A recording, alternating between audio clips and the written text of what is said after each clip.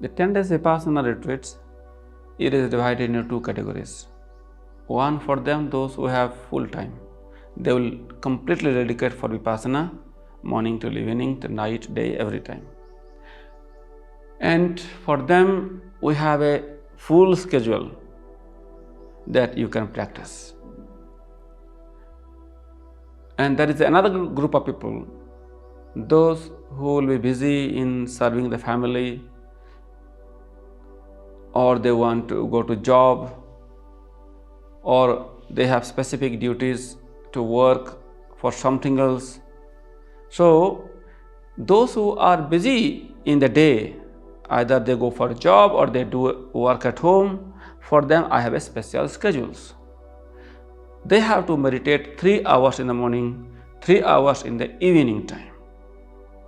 Okay, so and in the middle time they should work. And if you need to change a little bit, change your timing so that you can practice as more as possible.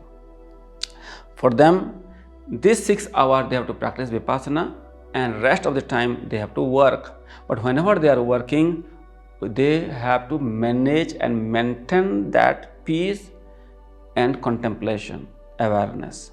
Without awareness, they should not do any work.